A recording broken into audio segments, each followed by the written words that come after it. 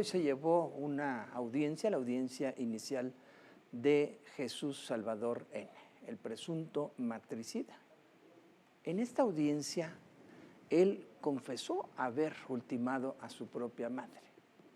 Se lo confesó incluso a la propia hermana, momentos después de haber cometido este atroz acto. Se lo confiesa y le dice que él le había advertido que tendría que matarla para que dejara de sufrir. Vamos a ver. Salvador, me estás haciendo daño.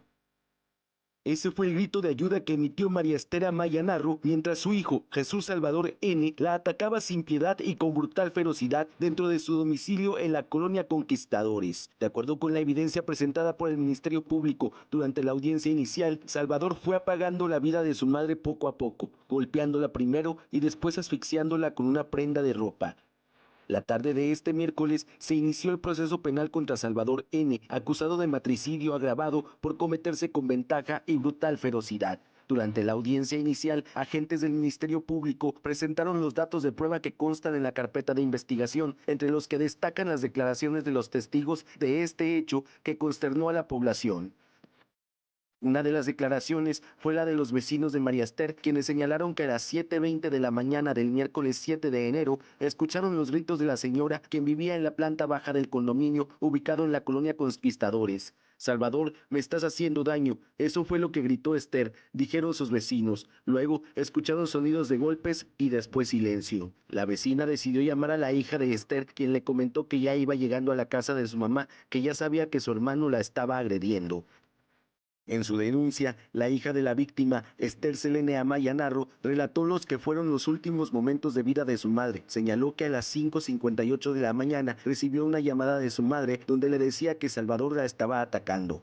María Esther le dijo a su hija que Salvador había salido de la casa y que había aprovechado para marcarle porque le quería quitar el celular. Selene le recomendó que ya no lo dejara entrar si regresaba. Media hora después, a las 6:38, Selene contestó otra llamada donde su madre le decía que Salvador había regresado y que la quería golpear, que fueran a rescatarla. A las 7:20 Selene recibió una llamada más. Esta vez era su vecina, quien la alertaba sobre los gritos de su madre. Selene contestó que ya estaba por llegar a su casa. Selene iba acompañada por su esposo Eduardo. Llegaron a las 7:40. El domicilio estaba cerrado y vieron una ventana medio abierta. Corrieron y la abrieron para presenciar una escena desgarradora. Salvador se encontraba hincado sobre el cuerpo de su madre. La estaba estrangulando con un vestido manchado con sangre. Al ver a Selene y Eduardo, les gritó y los amenazó.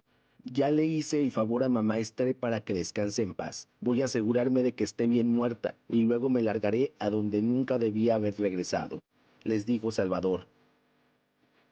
Y es que según dijo Selene, en 2010 Salvador permaneció un año desaparecido. En 2011 regresó a Saltillo. Dijo que había estado en Guadalajara. Desde esa fecha, Salvador tuvo varios ingresos a anexos debido a su adicción al cristal y la marihuana. Además, varias veces había atacado a su madre cuando se encontraba drogado.